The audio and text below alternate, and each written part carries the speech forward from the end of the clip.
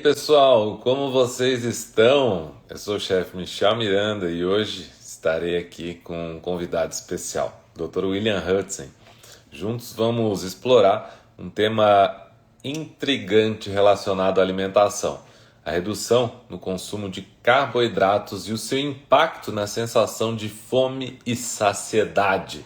Vamos explorar essa relação entre a redução no consumo de carboidratos, a fome e a saciedade com o nosso convidado, Dr. William Hudson. Vamos lá. Opa, Boa tarde, meu amigo. boa tarde, meu amigo. Tudo bem? Tudo ótimo. Tu me ouve bem, Michel? Perfeitamente. Tá. Aqui no consultório costuma ter um pouquinho de eco. Ah, não, tranquilo. Muito obrigado por ter aceitado aí o convite mais uma vez para trazer informação para o pessoal, viu? Muito obrigado. As lives são sempre muito produtivas, com bastante conteúdo e com certeza vai ter mais uma.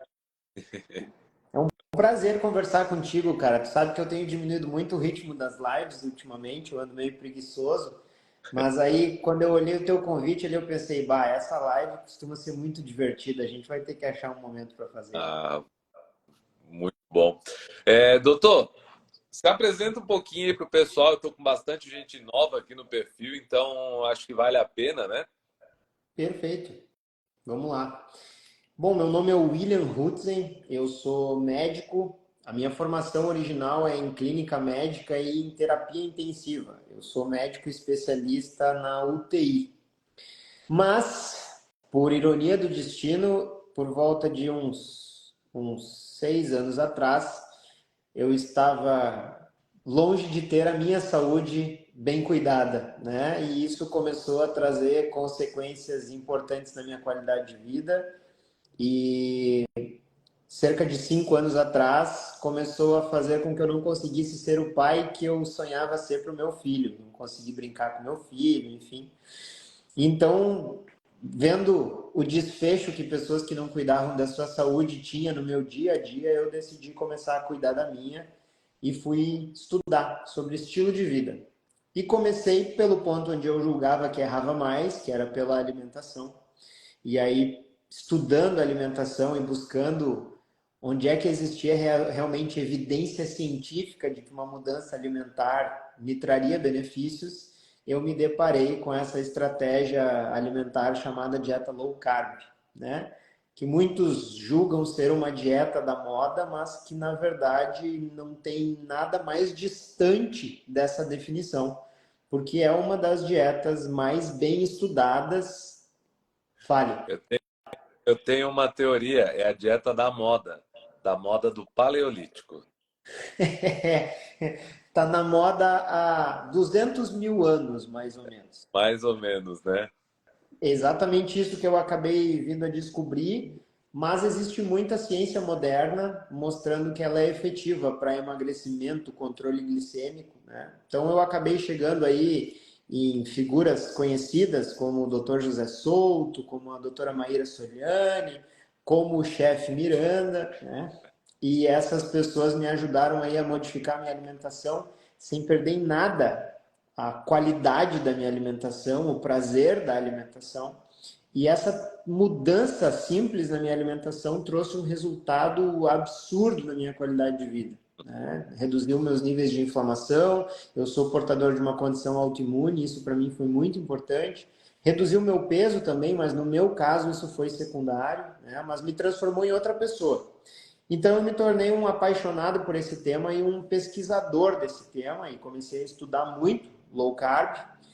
E hoje eu tenho um consultório voltado a estilo de vida, onde low carb é talvez a principal ferramenta que eu utilize com os meus pacientes, principalmente aqueles que querem mudar a sua composição corporal, emagrecer, controlar uma doença como diabetes, né? Essa é uma ferramenta que eu uso com extrema frequência e sinto que hoje domino. Então, por isso que eu acho que é importante que a gente faça esses eventos aí para as pessoas que estão querendo uma mudança e estão com medo de seguir essa estratégia, percam esse medo e entendem que realmente é uma opção excelente. Muito bom. Pessoal, é o seguinte, a gente está quase chegando em 100 pessoas, vamos passar aí. Então, façam o seguinte, tem um aviãozinho aqui embaixo compartilhem essa live, porque a gente pode ajudar bastante gente. Você tem um poder na mão agora. Você usa se você quiser. Então, colabora aí. Você nos ajuda e você ajuda alguém ainda. E sem falar que talvez você consegue um parceiro de dieta aí, porque é sempre melhor. Eu costumo brincar com o pessoal que é sempre melhor estar na merda com alguém, né? Então você sozinho na merda é meio coisa. Agora, quando você está com alguém, os dois juntos, é mais fácil sair de lá, né? Então, traz alguém aí para junto né, da sua caminhada, que vai ser muito melhor, tá? Então, doutor, o seguinte, queria falar um pouquinho sobre a relação entre carboidrato e saciedade, né? Poderia explicar qual a relação entre a redução do consumo de carboidrato e a sensação de saciedade? E como também essa redução pode auxiliar no controle da alimentação e perda de peso? Cara, esse é um assunto que existem diferentes ângulos pelos quais a gente pode olhar para ele, que daria matéria para escrever um livro, realmente, tá, Miranda? Porque talvez a relação que exista entre o consumo de carboidrato e a saciedade explique grande parte dos motivos pelos quais a gente enfrenta hoje uma epidemia de sobrepeso e obesidade, tá? Então, três ângulos de vista que a gente pode comentar. E tu pode me interromper tranquilamente se tu quiser falar especificamente sobre um. A primeira questão é a seguinte: ao longo da história da humanidade, né, desde o momento em que o chimpanzé desceu da árvore e começou a comer carcaça de animais que tinham sido caçados por outros predadores, e ele percebeu o potencial nutritivo da carne, e ele começou a modificar a sua alimentação, desde aqueles ancestrais muito distantes de nós, estão há 1 milhão de anos atrás de nós, a gente tinha um teor de carboidrato na alimentação muito baixo. Existem estudos ecológicos, esses estudos são possíveis graças à análise do conteúdo de nitrogênio na arcada dentária de fósseis ancestrais, que demonstram que o consumo médio de carboidratos na nossa espécie era cerca de 18% das calorias ingeridas, vindas de carboidrato. Tá? Esse estudo, essa análise foi publicada numa revista de altíssimo impacto do mundo da nutrição, que é o American Journal of Clinical Nutrition, no ano de 2004. Então, essa análise julgava que para os nossos ancestrais, o bicho-homem se alimentando na natureza, cerca de 18% das calorias eram advindas de carboidratos. Frutas, raízes e tubérculos, né? Porque grãos e cereais, eles não são passíveis de consumo sem processamento. Então, eles não são alimentos naturais para a espécie humana. Quando a gente desenvolveu a agricultura, cerca de 14 mil anos atrás, com os egípcios, né, a gente modificou isso drasticamente, tá? E para uma espécie que tem aí 200, 300 mil anos na superfície da Terra, que é o Homo sapiens sapiens, 15 mil anos atrás é bem pouco tempo atrás. E a gente saiu de 18% das calorias advindas de carboidratos e chegamos a 65% das calorias advindas de carboidrato. Por que isso é importante? Tá? Porque como o carboidrato era escasso na nossa alimentação natural, nós não desenvolvemos saciedade específica para o carboidrato. Então, quando a gente consome, por exemplo, gorduras, né, existe um hormônio chamado colicistoquinina, que dentre diversas outras ações relacionadas à digestão das gorduras, ele promove saciedade para a gordura. Ou seja, quando a gente ingeriu uma quantidade grande de gordura, chega um momento em que a gordura nos causa repulsa, porque a colicistoquinina avisou o cérebro, existe gordura em excesso. Quando a gente fala de proteína, né, existe um marcador chamado aminopeptídeo YY, que faz a mesma coisa para a proteína, regula processos digestivos e avisa ao cérebro, tá legal de proteína. Então, a gente tem uma regulação específica de saciedade para proteína e para gordura. Não existe essa mesma sinalização para o carboidrato, porque nunca foi necessário. Então, um exemplo que eu uso com muita frequência, né, é quando a gente vai num espeto corrido. Quando a gente vai numa churrascaria e come um espeto corrido, a gente começa a comer todo tipo de carne, tá morrendo de fome, tá achando tudo aquilo maravilhoso, chega uma hora que, pum, não cabe mais. Por mais linda que seja a picanha, por mais lindo que seja o cupim, a gente olha para a carne e ela gera uma repulsa, não cabe mais. E aí a gente levanta e busca o quê? Uma sobremesa, né? E a gente até brinca, não, mas a sobremesa tem um compartimento diferente no nosso corpo. Na verdade, o açúcar é um carboidrato e a gente não tem essa regulação de saciedade para o açúcar, né? Então, esse é um grande perigo, porque quando a gente perde a sinalização da saciedade, a gente perde o controle do quanto a gente vai ingerir.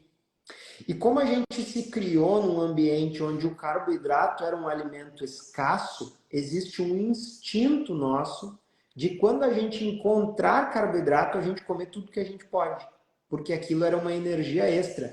E os nossos antepassados, ao contrário de nós, eles morriam de fome. Hoje a gente morre pela ingestão excessiva de alimentos. Mas nossos antepassados morriam de fome. Então, quando eles encontravam uma colmeia, quando eles encontravam uma fruta doce, o instinto de sobrevivência deles mandava: coma tudo que puderes.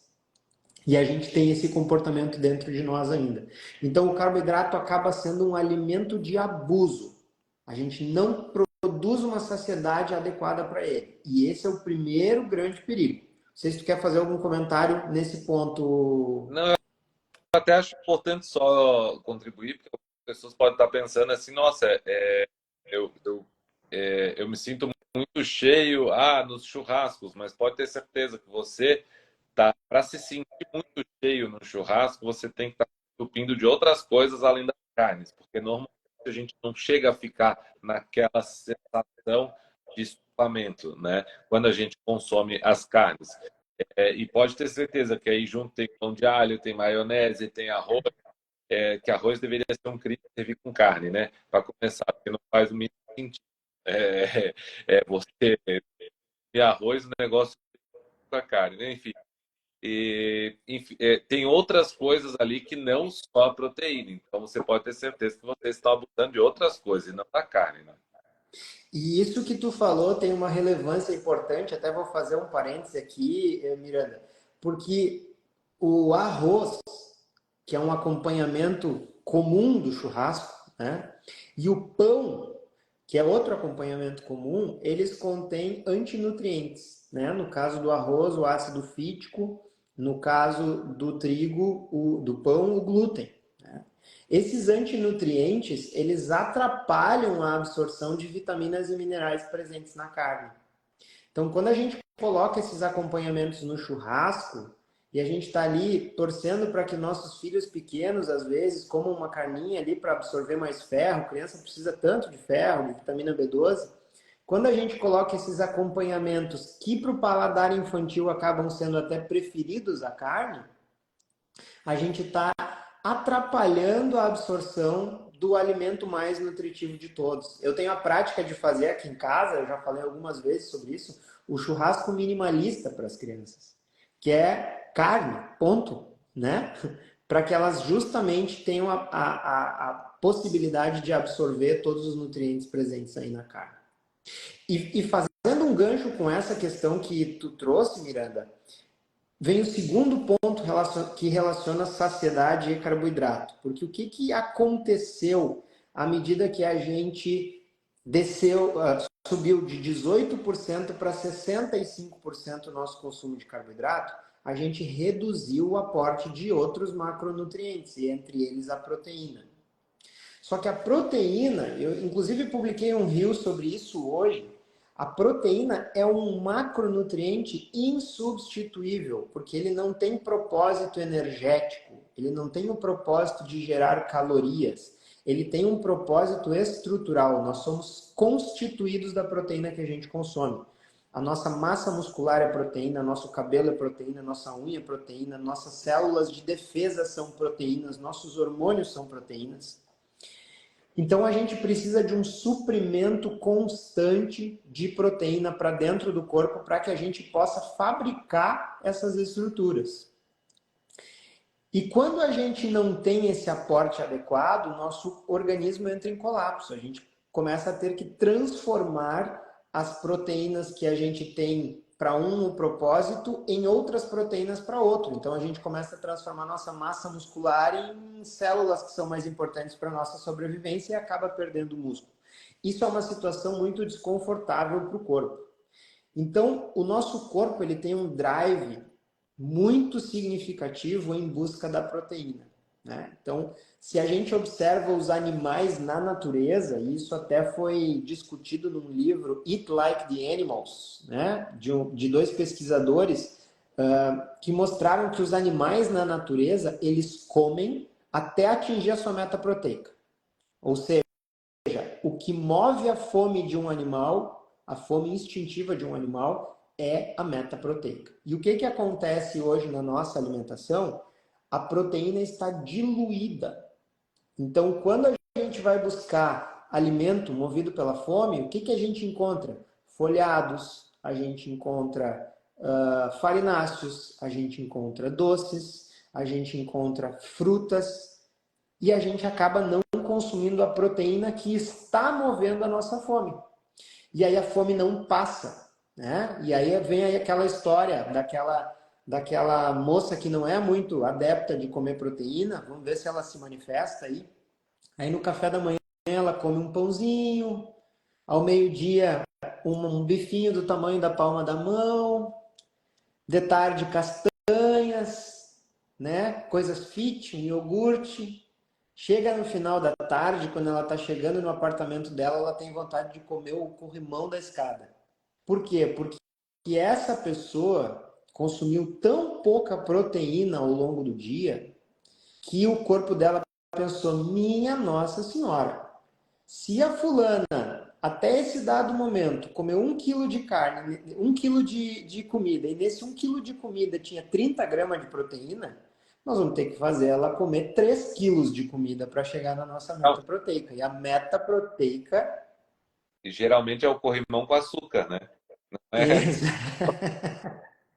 Exatamente.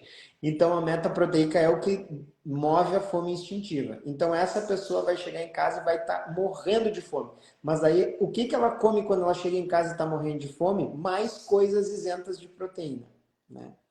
Então, aumentar o carboidrato na nossa alimentação desfavorece o consumo de proteína. E ao desfavorecer o consumo de proteína, a gente instintivamente aumenta a fome. Então, além da gente não ter uma regulação de saciedade específica para o carboidrato, ao diluir a proteína da nossa alimentação, a gente perde o principal motor para controle da nossa saciedade, que é o aporte proteico.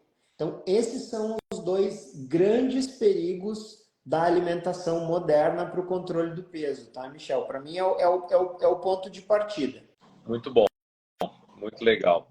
Seguinte, então vamos partir para uma próxima pergunta.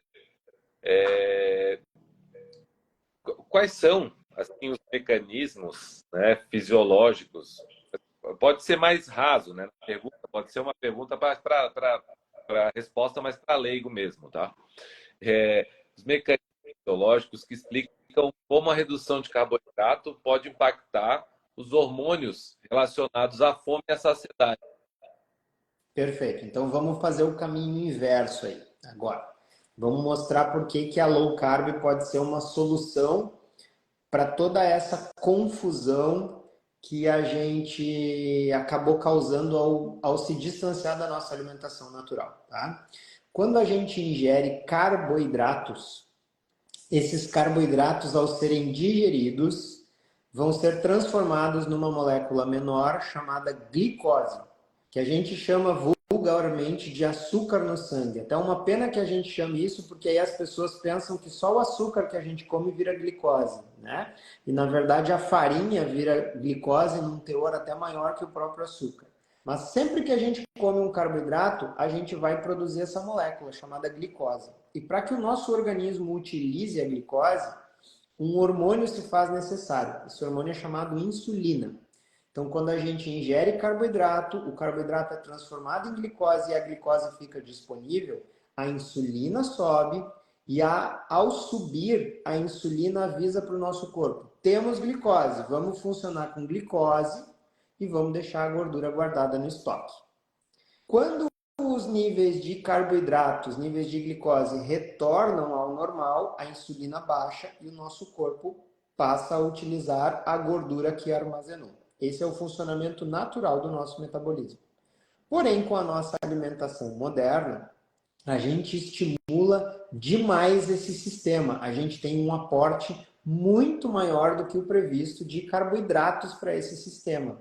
Ou seja, existe um aporte, um efluxo constante de glicose na circulação e os níveis de insulina passam a se manter elevados. Isso bloqueia a metabolização da gordura e a gente começa a acumular peso.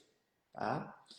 Inclusive, quando a gente mantém esses níveis elevados por muito tempo, o organismo começa a ter dificuldade em reduzir esses níveis de insulina. A gente desenvolve um quadro chamado hiperinsulinemia, ou resistência insulínica, e aí a gente passa a ter dificuldade em metabolizar a gordura, mesmo quando a gente se distancia das refeições com carboidrato. Então é uma coisa muito louca, é um círculo vicioso que acaba acontecendo com o nosso metabolismo.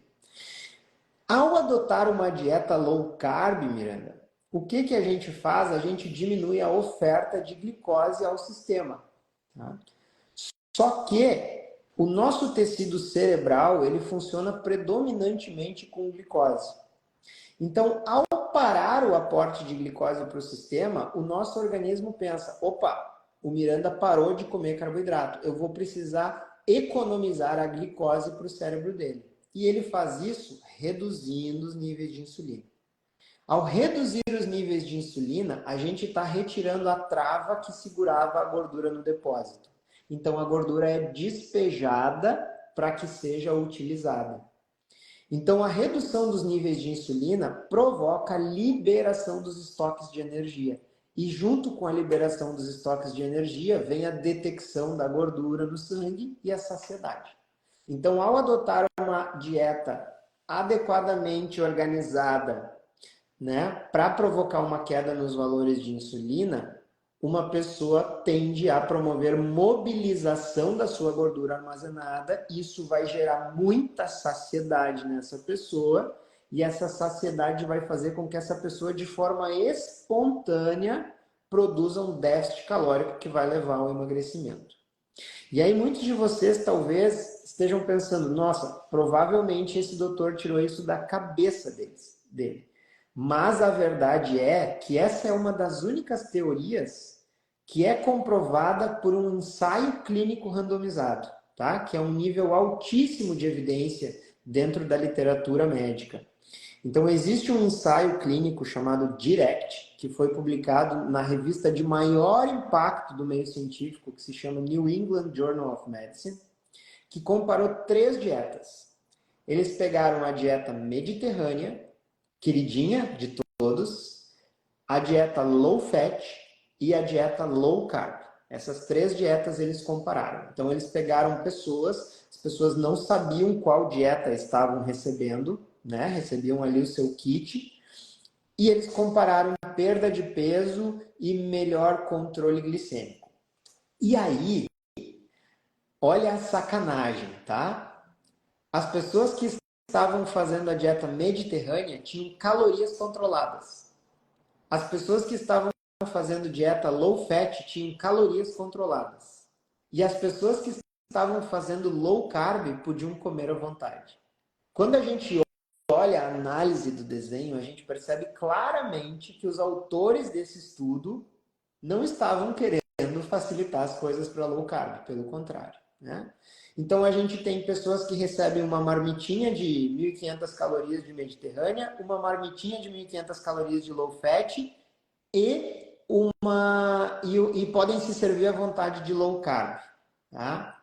E aí, o nome do estudo é DIRECT, Mônica. Escreve DIRECT, New England Journal of Medicine, que tu encontra aí. E aí o que, que aconteceu? Quem comeu menos? O pessoal da low carb. Então, espontaneamente, pela redução dos seus níveis de insulina, as pessoas que faziam low carb comeram menos. E é bem engraçado porque a gente acompanha que no primeiro dia elas ainda comeram mais, depois menos e menos e menos, ou seja, claramente à medida que os seus níveis de insulina reduziam, essas pessoas tinham menos fome, tinham saciedade e por terem saciedade produziam um déficit calórico espontâneo.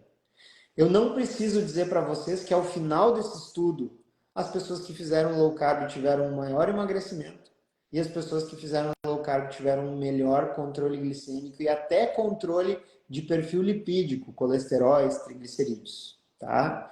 Então, isso demonstra para gente de forma experimental que uma dieta low carb ela é capaz de promover a saciedade através da mobilização da gordura e se torna assim uma estratégia intuitiva de emagrecimento, porque as calorias não precisam ser quantificadas. E quantificar calorias é um desafio muito grande no emagrecimento, porque o quanto a gente gasta de calorias no nosso dia varia muito de um dia para o outro, né? Então, esse é um dos estudos que me convenceu que o uso de uma estratégia low carb é a melhor maneira da gente tentar promover um emagrecimento onde a pessoa consegue manter o seu protagonismo, tu entende, Miranda? Porque ela está ali tendo a simples tarefa de decidir o que ela vai comer e de respeitar a sua saciedade, né? E fazendo uma estratégia organizada de alimentação, ela não vai sofrer, porque a alimentação é gostosa. O nosso instinto de sobrevivência, ele nos direciona em direção, desculpem a redundância, exatamente dos nutrientes que a gente acostumou a comer na natureza, que são os que a gente pode usar na low carb.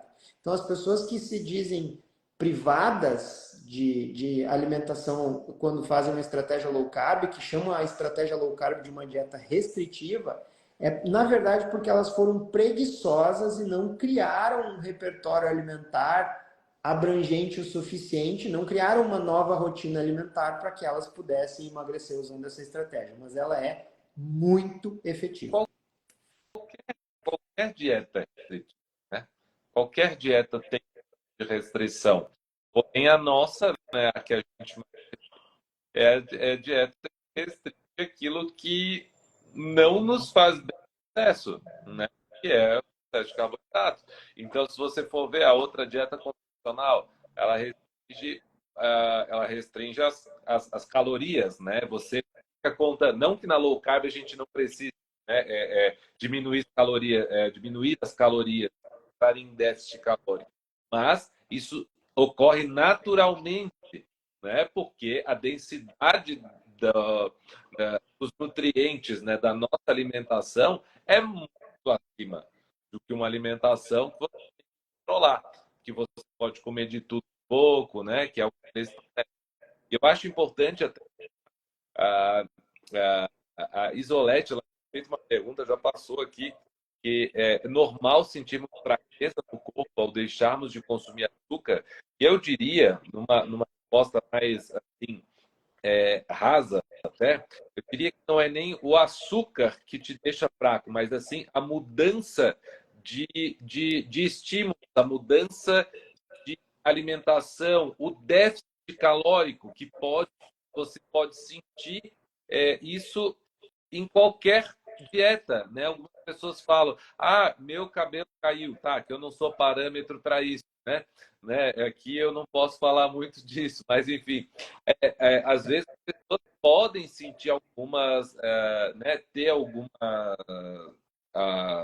alguns colaterais, mas seria normal em qualquer estilo de alimentação que restringe calorias, e é isso, né?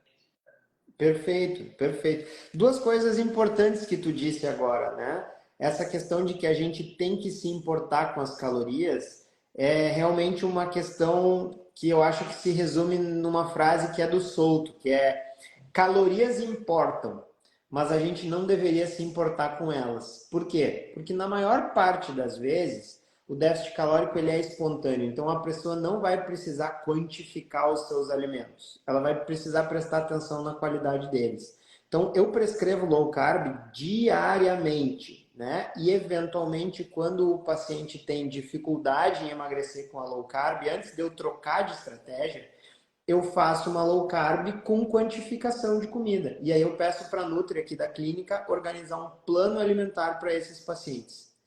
Quanto por cento dos pacientes que eu prescrevo low carb precisa de um plano alimentar? Nem 10%. A grande maioria dos pacientes, ao organizar uma rotina de alimentação restrita em carboidrato, eles automaticamente, respeitando a sua saciedade, começam a emagrecer em piloto automático. Isso é muito mais fácil e intuitivo de executar. Então, isso facilita muito o processo, né? Então, isso é uma coisa bem importante. E a segunda ponto, respondendo a dúvida da Isolete, o nosso corpo, ele atua com sistemas de feedback. Então, ele se comunica. Aquilo que a gente usa, a gente mantém. Aquilo que a gente não usa, a gente mantém. Não mantém. E a grande verdade hoje é que a maior parte da população metaboliza muito pouca gordura hoje. Porque a gente não chega a dar tempo para o nosso organismo precisar metabolizar gordura em grande quantidade. Então, como não está praticando isso, o nosso organismo acaba ficando ineficiente em metabolizar gordura. E aí, quando a gente faz uma troca de alimentação, sai de uma alimentação recheada de carboidrato para uma alimentação low carb, o corpo vai ter que reaprender a se comportar. Mas esse reaprendizado é fundamental para que a gente consiga restabelecer a nossa saúde metabólica. Então, é muito comum, principalmente para aquelas pessoas que estavam tendo uma alimentação muito desregrada antes da mudança, sentirem sintomas de transição, mal-estar, tontura, fraqueza. E aí, muitas pessoas que sentem isso por desinformação acabam pensando: ah, eu fiz low carb, mas não é para mim, me senti muito mal. Não, era justamente uma barreira que tu precisava atravessar para começar a colher os frutos dessa estratégia. Então, quando a gente tem esses sintomas de adaptação, o que a gente tem que entender deles não é que aquela estratégia não é para nós, é que eles estão acontecendo justamente porque a gente precisa daquela readaptação metabólica. Bom, depois que a gente passa por essa etapa, fica tudo muito mais fácil, né? Aquela vontade louca, que na verdade é um costume que a gente tem quando sai de uma alimentação convencional. Que um dia eu ainda quero mudar, quero falar convencional é a nossa, né?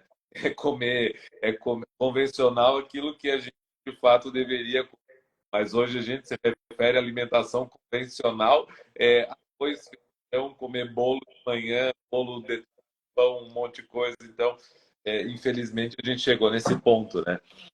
E deixa eu ver. Eu até queria. Eu gostei da sua pergunta e vou até falar um negócio aqui com relação a essa barrinha de proteína que você colocou ali. Tô até hoje querendo conhecer uma barrinha de proteína boa, tá? Porque até agora, todas que eu vi, elas são uma quantidade absurda de carbo e caloria, tá? Que equivale a você comer uma barra de chocolate e um scoop de whey, por exemplo, em proteínas. É a mesma coisa, você comer uma barrinha de chocolate e um scoop de whey. Em calorias, em proteínas. Então, assim, cuidado, porque inclusive, esses dias, em um lugar, pego sempre o rótulo para dar uma olhada. Eu vi uma barrinha de proteínas, eu acho que com 14 gramas de proteína, e ela tinha 380 calorias. Tá louco. 380 calorias com 14 gramas de proteína. Isso em calorias de peito de frango, eu teria quase 100 gramas de proteína, só para você ter noção com a quantidade de calorias, né? Por exemplo, 400 gramas de peito de frango, eu conseguiria isso em calorias e em coisa. Agora você me pergunta, qual que vai te dar mais saciedade? Um negocinho desse tamanho de 30, de 40, 50 gramas, 60, não sei, ou 400 gramas de peito de frango. Então tem que tomar cuidado. A gente gosta dessas coisas mais práticas, principalmente para o período da tarde, que normalmente está muito em casa e tudo mais, eu sei. Mas se eu puder te dar uma opção com relação a procura talvez um whey com iogurte, né? Eu acho que é interessante com frutas também. Ou faz o seu pãozinho low carb, mas sempre proteína na refeição, sempre é uma regra. Proteína é a base de qualquer refeição. Não existe lanchinho sem proteína. Tudo é proteína. Depois você vê o resto. Perfeito, perfeito. A maior parte das barras de proteína que a gente tem comercialmente disponíveis hoje, elas não são desenhadas com o propósito de emagrecimento, né, Miranda? Então elas têm ali um aporte de carboidrato, cujo objetivo é aumentar a captação de aminoácido, e daí elas têm junto o aporte de proteína. Elas foram criadas naqueles conceitos do mundo fit, né? Elas não atendem a demanda de pacientes que buscam emagrecimento. No exterior existem. Então a marca Quest, por exemplo, que até tem alguns produtos no Brasil, mas esse em específico não está aqui ainda, tem barras keto, que tem ali 2, 3 gramas de carboidrato por barrinha e 20 gramas de proteína. Via de regra, uma maneira interessante da gente verificar se uma barrinha de proteína é adequada para a gente é a gente fazer a relação proteína e energia dela, que é algo super simples de fazer. Então a gente vai pegar ali carboidratos, são fontes de proteína, de estrutura ou de energia? De energia. Então, gorduras são fontes de energia ou de estrutura? Energia. Então a gente soma a parte da energia, ou seja, soma o carboidrato e a gordura, e isso tem que dar menos do que o aporte de proteína. Então, carboidrato mais gordura tem que ser menor que proteína. Sinto informá-los que vocês vão ter muita dificuldade de encontrar produtos que correspondam a essa verificação aqui no Brasil, né? Acaba sendo mais fácil vocês terem esse conhecimento e prepararem algo em casa que vocês possam deixar à disposição. Eu acredito que tu deva ter alguma receita de algum lanche proteico que dá para deixar pronto em casa. Eu tenho um módulo dentro da minha escola de receitas proteicas para o dia a dia. Então, eu tenho e assim, meu foco ali é proteína mesmo com baixa caloria. Então, eu tenho receita de pão proteico, pão, que é uma das minhas melhores receitas de pão, e ela é feita com um mix proteico.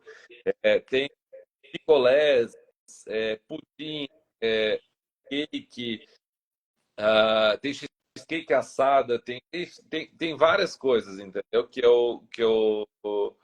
eu passo lá dentro desse módulo. O módulo ainda está em andamento, então volta tem uma receita nova, focando com essa, né, com esse intuito, né, de trazer mais opções para as pessoas que querem colocar mais proteína no dia a dia e, consequentemente, deixar para os low carb mais calóricos, né, mais gordurosos, para um momento eventual, né? Uma opção para outros momentos. Então, é mais ou menos essa a minha ideia.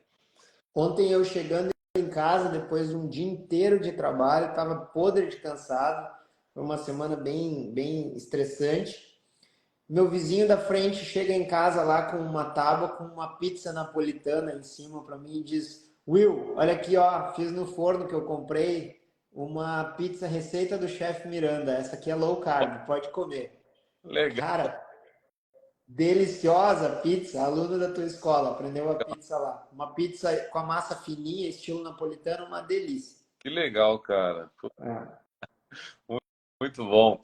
Ô, doutor Williams, seguinte, e vamos dar Eu vi que tem um pessoal aqui, né, de acordo com as perguntas, tem um pessoal meio novo aqui. Meio novo na low carb. Então, assim, para quem está iniciando uma dieta com baixo teor em carboidratos, quais são as tuas recomendações para lidar com a transição inicial, especialmente em relação à adaptação à fome e às mudanças de padrões alimentares aí? Cara, vamos lá. Uma pessoa que está iniciando uma mudança de alimentação, fazendo uma transição para low carb. Primeira coisa que eu digo para ela prestar muita atenção é na modificação da sua saciedade, né? Porque a gente precisa interpretar a nossa saciedade, porque muitas vezes a gente não escuta mais ela. Então a gente faz refeições no piloto automático. Se a gente continuar fazendo isso, a gente não vai produzir emagrecimento. E ao iniciar uma low carb, se em 30 dias o paciente volta e não me diz que diminuiu muito a fome dele, eu sei que ele está fazendo algo errado. Então, prestem atenção na sua saciedade. Eu costumo recomendar que quando a gente está em dúvida se é uma fome verdadeira ou vontade de comer, a gente faça o teste do ovo, que é imaginar um ovo cozido. Se aquilo ali apeteceu, a gente deve estar com fome. Se não apeteceu, é porque muito provavelmente é só uma vontade de comer. E isso busca muito aquele raciocínio lá do início da live, que é a nossa conexão de saciedade com a gordura e a proteína. E o ovo ele é um mix de gordura e proteína. Segundo ponto para quem está começando a low carb é lembrar que quando a gente quer emagrecer, a gente quer consumir nossos estoques internos de energia.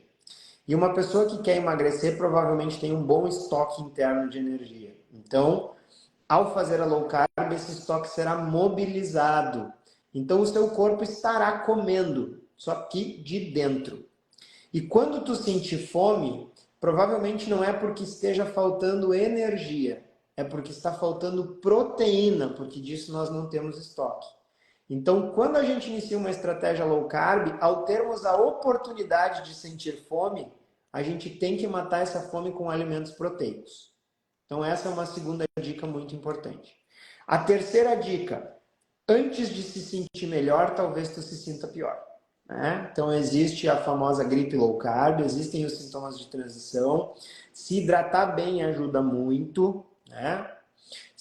Aumentar um pouquinho o sal na comida ajuda muito. Tem pessoas que estavam com níveis muito altos de insulina no início e ao reduzir drasticamente a insulina, essas pessoas vão perder muito líquido e elas podem ter cãibra, podem ter tontura, mal-estar. Então, aumentar um pouquinho o sal faz a gente reter um pouquinho de líquido. Isso pode ser benéfico para quem está iniciando. Se a pessoa usa um medicamento para controle de pressão arterial, medir a pressão antes de tomar o medicamento, tá? Por quê? Porque às vezes a queda é tão brusca, a normalização é tão rápida da pressão arterial em quem adota uma estratégia low carb, que se a pessoa tomar o remédio, a pressão pode baixar demais, tá? Então essa é uma outra dica que eu dou.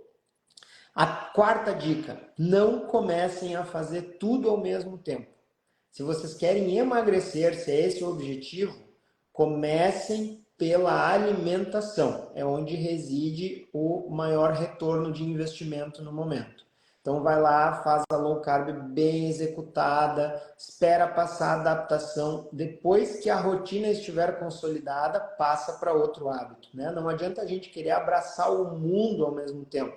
Se a gente tenta muitas atividades, isso requer muita energia mental, a gente acaba não conseguindo acessar, executar todas. E a quinta dica, que é muito importante, é cuidado com a monotonia alimentar. Então, muitas pessoas, ao iniciar uma estratégia low carb, decidem, vou comer carne e salada. E aí, carne, salada, carne, salada, carne, salada, carne. É óbvio que isso vai enjoar em algum momento, né? Ninguém melhor do que o chefe Miranda para mostrar para vocês que existem 1000 maneiras da gente trabalhar uma dieta low carb. Mas é a minha dica, Michel, e por isso eu sempre digo, eu assino embaixo de qualquer produto teu, porque eu tenho certeza absoluta que eles ajudam muito as pessoas. Porque uma pessoa que aprende a cozinhar low carb, cara, eu tô tranquilo com ela, porque eu sei que vai dar certo. Sim. Porque a comida low carb é deliciosa, a comida low carb é de rápido preparo, ela é nutricionalmente poderosa. Então, assim, se a pessoa desenvolve cardápios, né, desenvolve refeições que ela gosta, aprende a cozinhar aquilo, torna aquilo algo de execução automática, ela não vai nem se sentir tentada a abandonar essa estratégia. E aí a saúde tende a voltar aos pouquinhos. Muito bom. Muito bom. Low carb pode ser congelada ou preparada na hora? Nossa, com certeza ela pode ser congelada. Inclusive, eu tenho falado muito nos últimos dias sobre técnicas de congelamento para você não perder qualidade dos alimentos após o congelamento, né? Então, a gente deve fazer a refeição, congelar de forma correta e descongelamento. O descongelamento também tem que ser de forma correta, porque senão a maioria do feedback que eu recebo das pessoas aí é que eu congelei não sei o que e fica uma sopa. Mas não de coisa minha, né, que eu ensino, né? Mas elas não seguiram técnicas. Por quê? Porque você congelou um vegetal que tem muito líquido, ou um vegetal cozido, e ele depois, na hora do descongelamento, desprende o líquido, ou você descongelou da forma de forma correta. Então, tem várias questões que a gente tem que atentar. Porque, por exemplo, a minha esposa, eu faço as marmitas para ela e deixo pronta, né? Inclusive, agora ela está cuidando muito mais do que o normal. Ela já cuidava, mas porque ela tá grávida, né? Está de 8 meses agora. Então, está cuidando muito mais da alimentação. Marmitas lá para ela, né? Sempre marmitas diferentes, carnes, vegetais, enfim, sempre tem esse tipo de coisa. Por quê? Porque a gente ela correta e descongela bem, né? O congelamento tem que ser rápido. O descongelamento ele tem que ser mais flexível, né? Para não ter características organolépticas dos alimentos. Então, se a gente congela lentamente, a gente pode criar muitos cristais de gelo. Os cristais de gelo fazem perder textura, sabor dos alimentos. E no descongelamento forçado faz você perder textura, faz você perder sabor, enfim, nutrientes, né? Porque você acaba descongelando as unidades né, do alimento, você resseca mais e no meio fica congelado, enfim, fica horrível. Por isso que vocês não conseguem ter uma alimentação saudável por muito tempo. Porque a hora que bater uma correria, vocês não têm coisa pronta no freezer. Aí é mais prático pedir um iFood. Eu sei que mas não tem opções saudáveis. Raramente você encontra alguma coisa, né? Então, você vai encontrar lá, você vai encontrar um peixinho, você vai encontrar uma carne, enfim. Mas eu acho que às vezes vem a carne vem com de acompanhamento, o acompanhamento é sempre cheio de carboidrato, né? Então, é isso. Técnica muda tudo, hein? Faz muita diferença. É isso daí. Doutor, muito obrigado. Sempre um prazer conversar contigo, Michel. Valeu.